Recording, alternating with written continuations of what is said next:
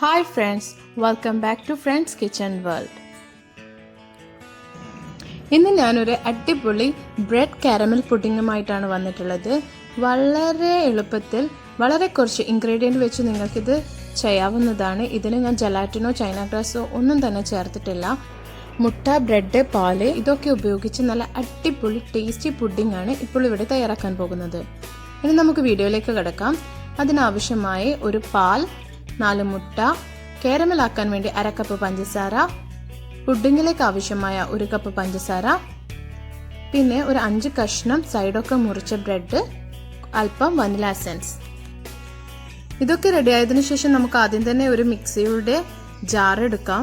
കുറച്ച് വലിയ ജാർ തന്നെ എടുക്കണം കേട്ടോ, ഇത് മൊത്തമായിട്ടൊന്ന് അടിച്ചെടുക്കേണ്ടതാണ്. ഇനി നമുക്ക് ഇതിലേക്ക് എല്ലാ ഇൻഗ്രീഡിയൻറ്റും ഒന്ന് ഇട്ട് കൊടുക്കാം. മൊത്തത്തിൽ ഇതിൽ തന്നെ ഇട്ടതിന് ശേഷം ഞാനൊന്ന് അടിച്ചെടുക്കുകയാണ് ചെയ്യുന്നത്. കാരമലാക്കാനുള്ള ഷുഗർ ഒന്ന് മാറ്റി വെക്കാം. 5 കഷ്ണം സൈഡൊക്കെ കളഞ്ഞ ബ്രെഡ് ഇതിലേക്ക് ഇട്ട് കൊടുക്കാം. സൈഡ് കളഞ്ഞിട്ടില്ലെങ്കിൽ അതിൻ്റെ പുഡിങ്ങിൻ്റെ ഒരു കളറ് മാറാൻ ചാൻസ് ഉണ്ട്, ഉള്ളിൽ ഒരു വൈറ്റ് കളർ കിട്ടൂല.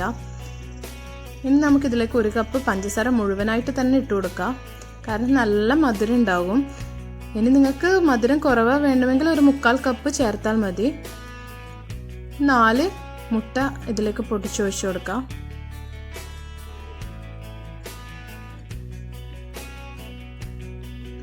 വീട്ടിലൊക്കെ നോർമലായി എപ്പോഴും ഉണ്ടാകുന്ന സാധനം തന്നെയാണല്ലോ ബ്രെഡ്, പാലൊക്കെ. അത് വെച്ച് നമുക്കൊരു പുഡിങ് തയ്യാറാക്കാം എന്ന് പറ്റുന്നത് വളരെ നല്ലൊരു കാര്യം തന്നെയാണ്.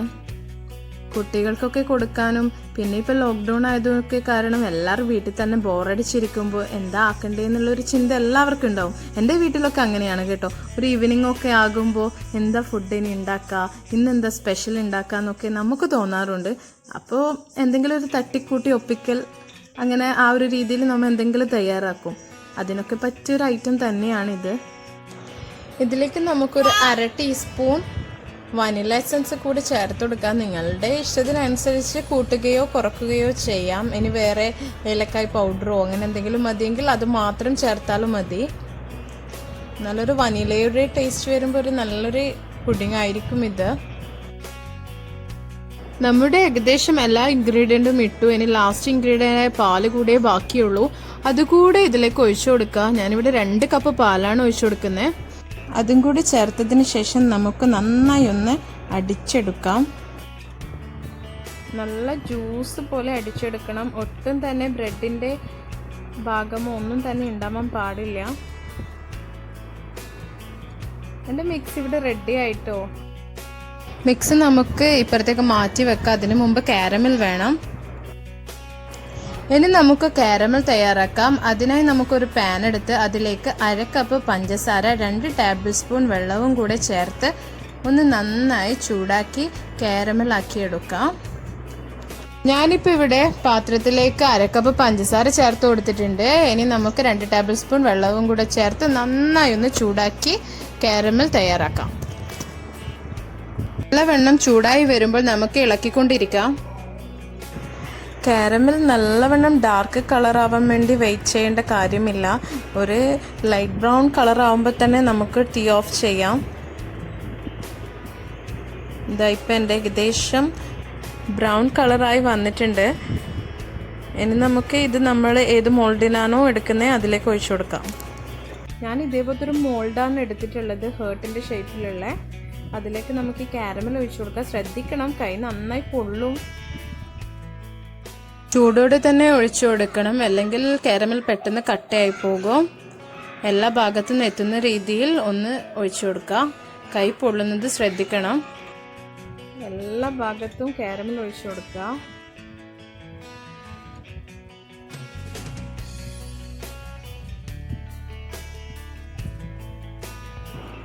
ഇപ്പം ഏകദേശം എൻ്റെ എല്ലാ ഭാഗത്തും കാരമൽ ഞാൻ ആക്കി കൊടുത്തിട്ടുണ്ട്. ഇനി നമുക്ക് അടിച്ചു വെച്ച മിക്സ് ഇതിലേക്ക് ഒഴിച്ചു കൊടുക്കാം.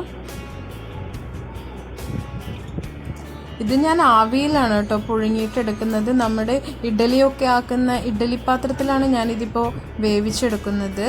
നമുക്കിനൊരു സ്റ്റീൽ ഫോയിൽ ഉപയോഗിച്ച് നമുക്കിതിനെ ഒന്ന് അടച്ചു വെക്കാം. നന്നായി ഒന്ന് അടിച്ചതിന് ശേഷം നമുക്ക് ചെറിയ ചെറിയ ഹോൾസ് ഇട്ട് കൊടുക്കാം.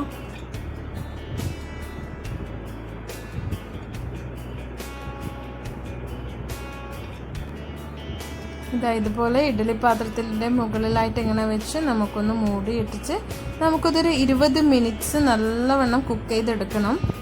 ഇതിപ്പോൾ 20 മിനിറ്റ്സ് നന്നായി കുക്ക് ചെയ്തെടുത്തതാണ്. ഇതിപ്പോൾ നല്ല ചൂടുണ്ട്, അതുകൊണ്ട് ശ്രദ്ധിച്ച് തുറക്കുക. നമുക്ക് ചൂടോടെ തന്നെ മറ്റൊരു പ്ലേറ്റിലേക്ക് ഇത് മാറ്റണം. എന്നിട്ട് തണിഞ്ഞതിന് ശേഷമാണ് ഫ്രിഡ്ജിൽ വെക്കേണ്ടത്.